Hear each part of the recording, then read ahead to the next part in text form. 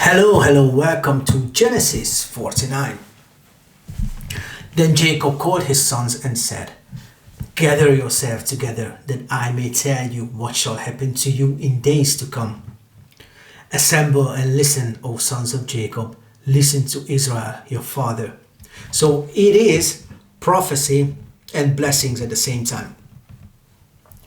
Reuben, you're my firstborn, my might, and the first fruits of my strength, preeminent in dignity and preeminent in power. Unstable as water, you shall not have preeminence, because you went up to your father's bed, then you defiled it. He went up to my couch. So we spoke about it before. It's Reuben actually slept with Bilhah, the concubine of Jacob. And again, you can see that the firstborn is not going to inherit the blessing of the firstborn. Verse 5. Simeon and Levi are brothers. Weapons of violence are they swords. Let my soul come into their counsel. O my glory, be not joined to their company. For in their anger they kill men, and in their willfulness they hamstrung oxen. Cursed be their anger, for it is fierce, and their wrath, for it is cruel. I will divide them in Jacob and scatter them in Israel. So we can learn from Joshua 19 that the Judah actually absorbed, the tribe of Judah actually absorbed their tribe. Verse 8, Judah, your brothers shall praise you. Your hand shall be on the neck of your enemies. Your father's son shall bow down before you. Judah is a lion's cub. From the prey, my son, you have gone up. He stooped down, he crouched as a lion. And as a lioness, who dares rouse him? The scepter shall not depart from Judah, nor the ruler stop from between his feet, until tribute comes to him. And to him shall be the obedience of people. You actually can see that it talks about Christ, because Christ does come from the tribe of Judah. And you can see the ruler's stuff is not going to, the scepter shall not depart from from Judah, which is the scepter was what the rulers would use or hold as a sign of their power. And you can see as well that to him shall be the obedience of the peoples, binding his foal to the vine and his donkey's coat to the choice wine. He has washed his garments in wine and his gesture in the blood of grapes, which is wine. Actually, if you think about it, wine is actually the sign of blessings. And when we were talking about the wedding in the Gospel of John, you could see that there was this thing going on with the wine as well, whereby it was sort of suggested that the wine Jesus would give would be more and better tasting, because wine was actually associated with blessings.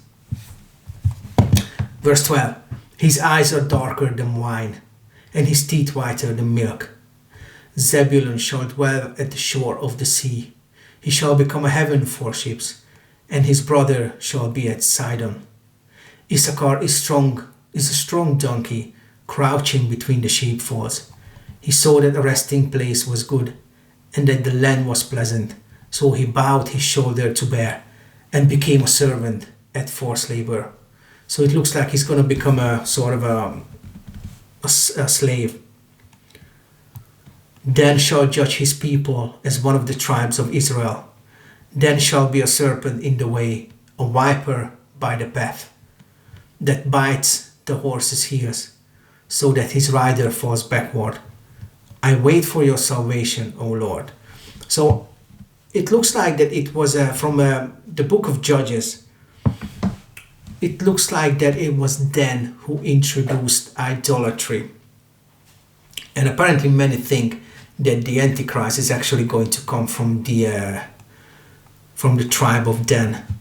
Raiders shall raid Gad, verse 19, but he shall raid at their heels. Asher's food shall be rich, and he shall yield royal delicacies. Naphtali is a doe let loose, that bears beautiful forms. Apart from Judah, every single disciple of Christ came from the land of Naphtali. And the ministry of Jesus was mostly, of course, he went to other places, but it was around that area. Joseph is a fruitful bow by a string. His branches run over the wall. The archers bitterly attacked him, shot at him, and harassed him severely. Yet his bow remained unmoved. His arms were made agile by the hands of the mighty one Jacob. From there is a shepherd, the stone of Israel. By the God of your father who will help you, by the Almighty who will bless you, with blessings of heaven above, blessings of the deep that crouches beneath, blessings of the breast and of the womb, the blessings of your father, the mighty beyond the blessings of my parents, up to the bounties of the everlasting years. May they be on the head of Joseph and on the brow of him who was set apart from his brothers.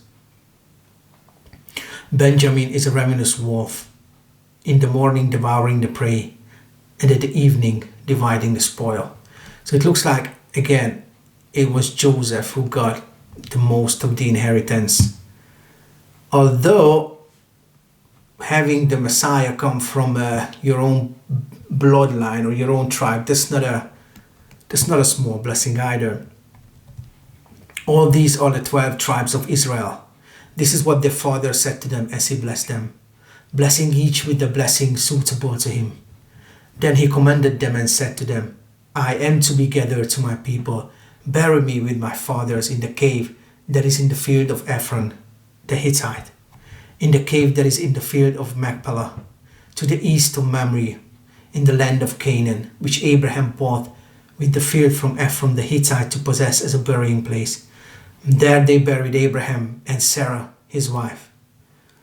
There they buried Isaac and Rebekah, his wife. And there I buried Leah. The field and the cave that is in it were bought from the Hittites. When Jacob finished commanding his sons, he drew up his feet into the bed and breathed his last and was gathered to his people. So finally we can see Jacob died as well. Before he drew his final breath, he did bless his sons. And I think the reason is that he was so accurate is because he finally learned to trust God. He finally learned to listen to God.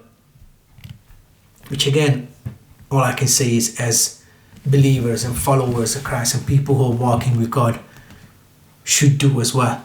Amen.